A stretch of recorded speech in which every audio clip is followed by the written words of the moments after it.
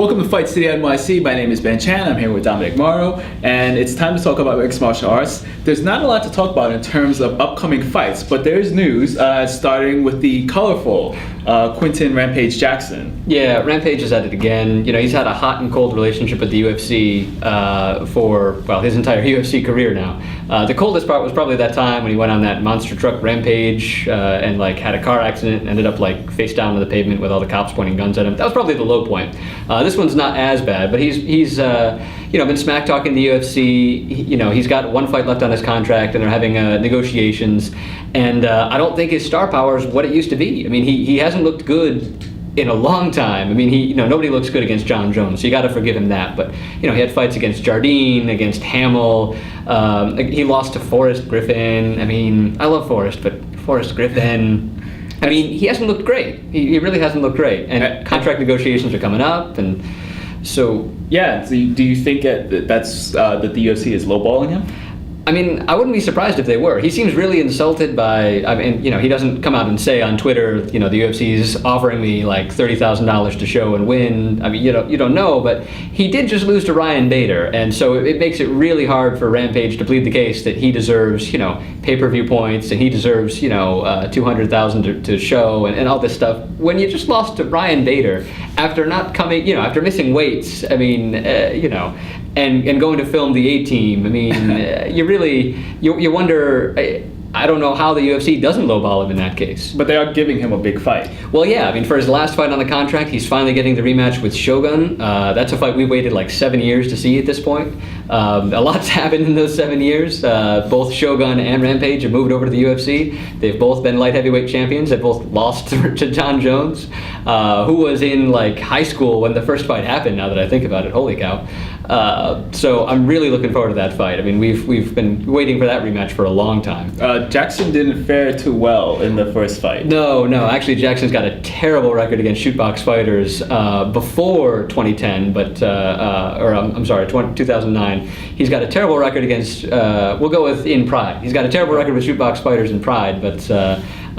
He avenged his losses to Vanderlei in the UFC, so maybe he gets that win over Shogun. Maybe his star power comes back. He gets a little bit more bargaining position at the table. Either way, I'm looking forward to the rematch whenever it happens. And speaking of rematches, we have another rematch coming up that we don't have to wait 7 years for.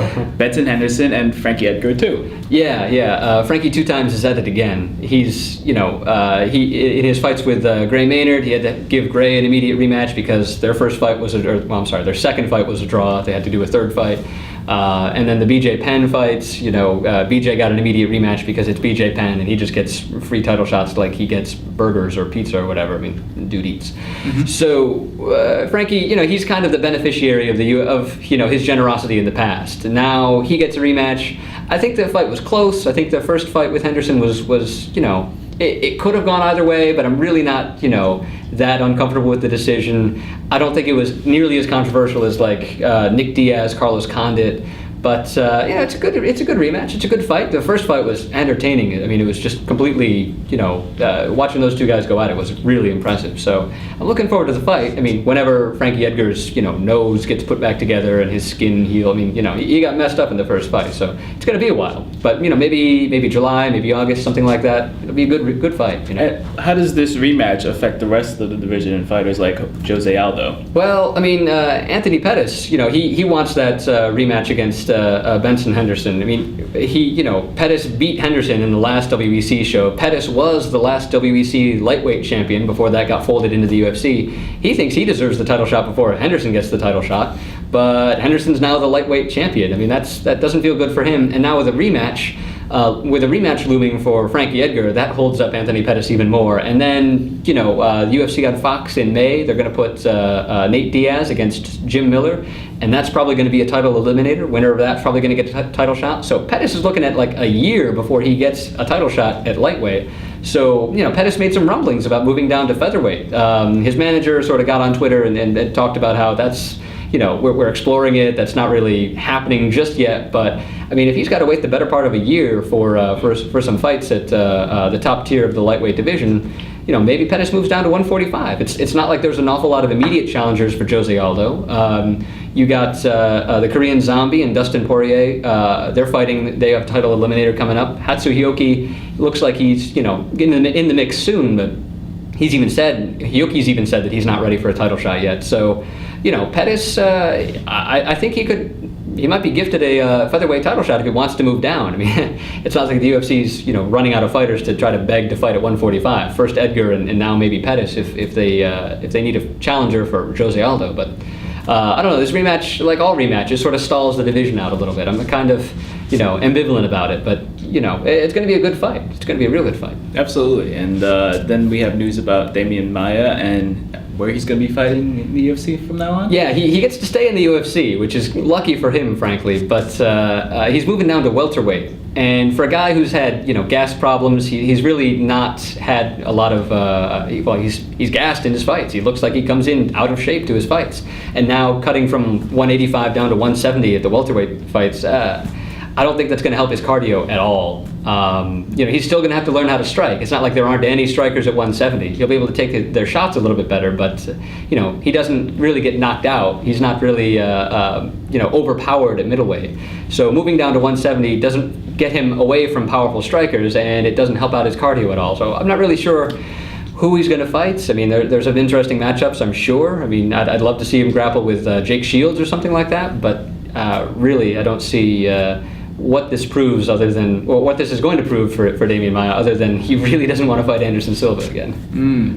And then finally, we've got an announcement about an upcoming UFC card, UFC 146. It's going to be headlined by Mark Hunt and Stefan Struve, and they will be headlining an all-heavyweight main card? Yeah, well, they're going to be leading off, at least. The main card is going to be Dos Santos versus Alistair Overeem for the heavyweight championship, but all 5 fights on the main card are now heavyweight fights. I don't think I remember this happening at all in the UFC.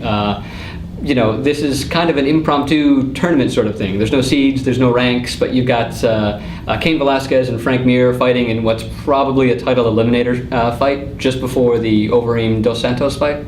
And then you've got Mark Hunt versus Stefan Struve, which, again, just announced. It's going to be a great fight. It's going to look like Abbott and Costello in the ring. I mean, Hunt's about 5'10", 260. Struve is about 6'10", 260. I mean, they are really just completely different body shapes. It's going to look hysterical. And it's going to be a fun fight. I mean, every time Mark Hunt fights, it's a fun fight because, his only game plan is to, slog forward and just throw haymakers. And, Struve is a real tall, lanky guy with the crazy jiu-jitsu from his back, so who makes terrible decisions because he's only like 15 or whatever. So great, that's going to be a fun fight. And then you've got Gabriel Gonzaga fighting. You've got Roy Nelson fighting, what's his name? Bigfoot Silva, who's like even bigger than Stefan Struve. Hilarious card from top to bottom. It's all heavyweights. It's going to end at like 10:30 because they're all heavyweights and everyone's going to get knocked out in the first 10 seconds. And then you can go out and have a good time with your friends afterwards. It's a win-win situation. Is this the start of a new trend in UFC?